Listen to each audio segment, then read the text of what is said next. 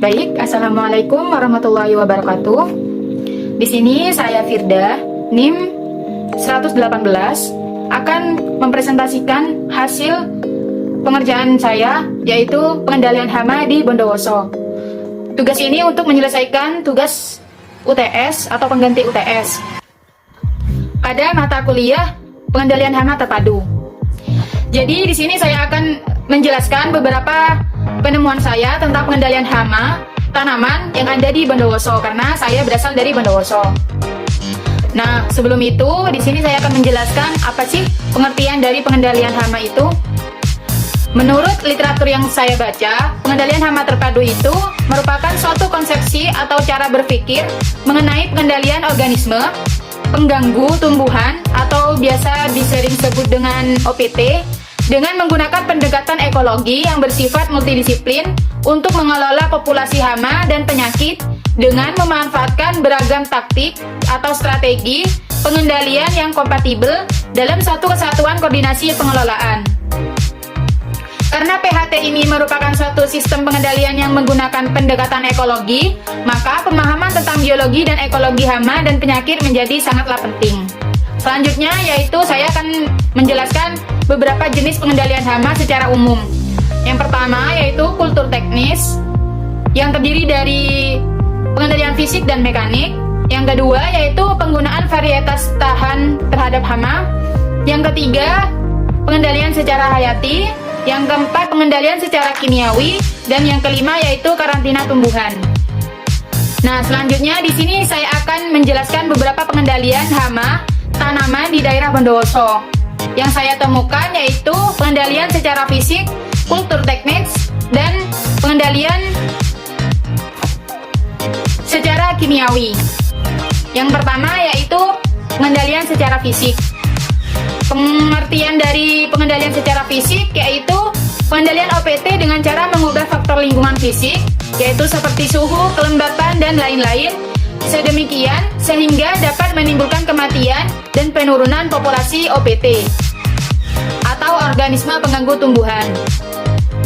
Nah, yang pertama di sini yaitu yang saya temukan pengendalian dengan menggunakan mulsa plastik.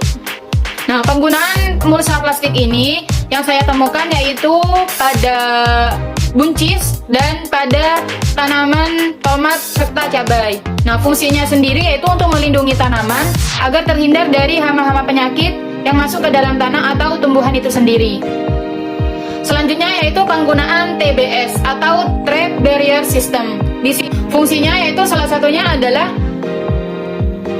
berbagai bentuk faktor fisik yang dapat menghalangi atau membatasi pergerakan OPT sehingga nantinya tidak akan mendatangi atau menyerang areal pertanaman.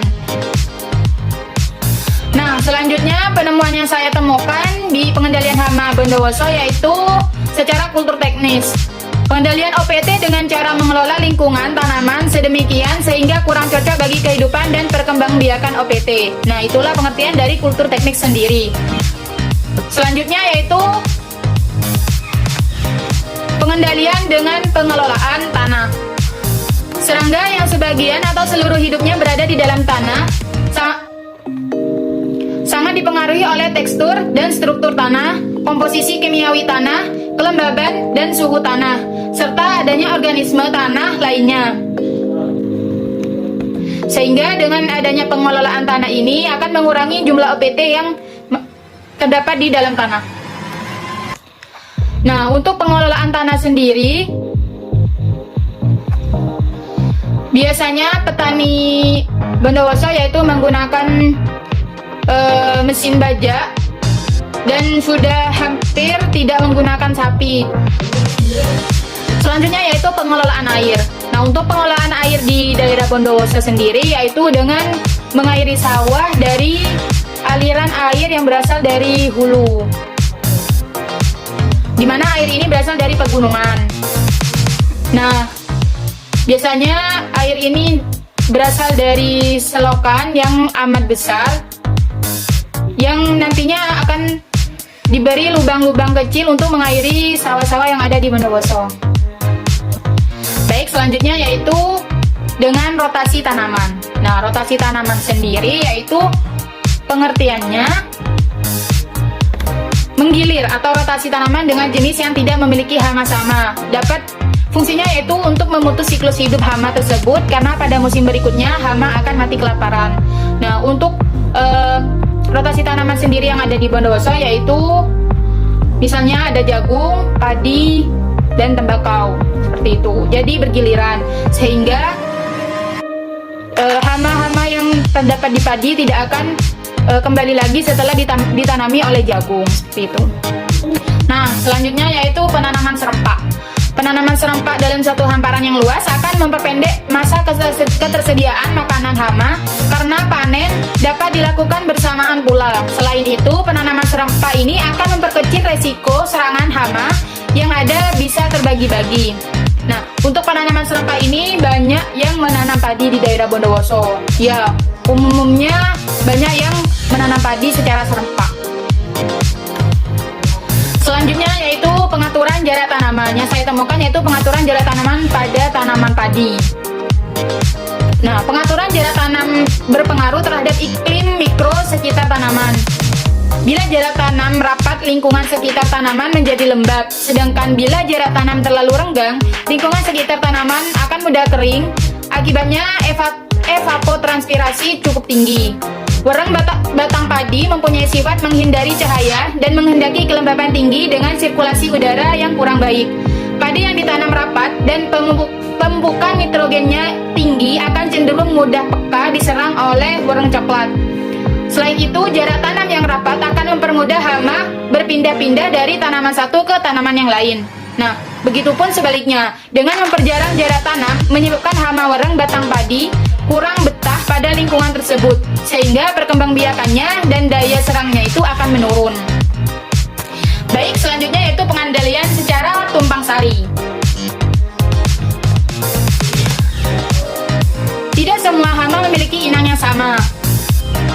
Ulet Plutella dan Croci tidak menyukai bau tanaman tomat, jagung, dan bawang daun, sehingga bila tanaman kubis ditumpang sarikan dengan tanaman tersebut, populasi ulat akan lebih rendah dibanding dengan kubis yang ditanam secara monokultur.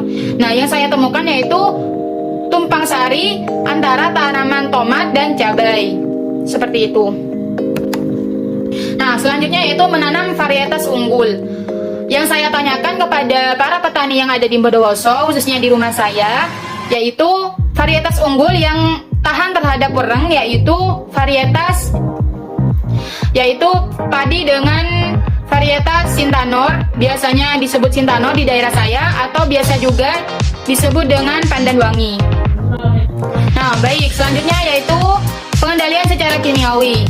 Pengendalian secara kimiawi ini yaitu pengendalian dengan cara menggunakan senyawa kimia atau biasa disebut dengan pestisida.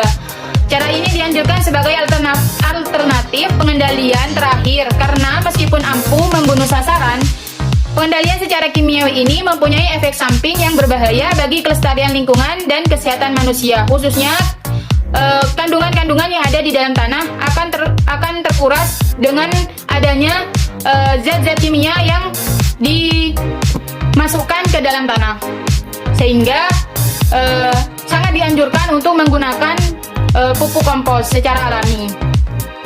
Namun di daerah saya tidak ada, atau saya bahkan tidak menemui petani-petani yang menggunakan pupuk kompos atau pupuk secara alami, yaitu mayoritas menggunakan pupuk pestisida.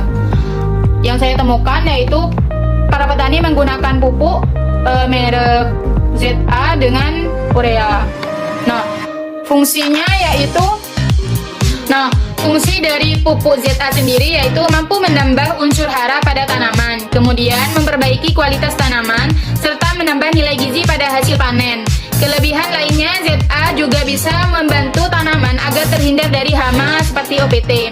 Pupuk ZA ini bersifat higroskopis atau mudah menyerap uap air. Selanjutnya yaitu fungsi dari pupuk urea. Manfaat utama dari pupuk urea adalah sebagai pupuk kimia yang memasok unsur nitrogen dalam tanah yang sangat dibutuhkan oleh tanaman. Bentuknya yaitu seperti butiran putih curah atau pril yang mudah larut dalam air dan mudah menyerap air atau bersifat higroskopis. Maka dari itu butuh penanganan khusus dalam penyimpanannya. Nah, baik, demikian penjelasan dari saya. Kurang lebihnya mohon maaf. Wassalamualaikum warahmatullahi wabarakatuh.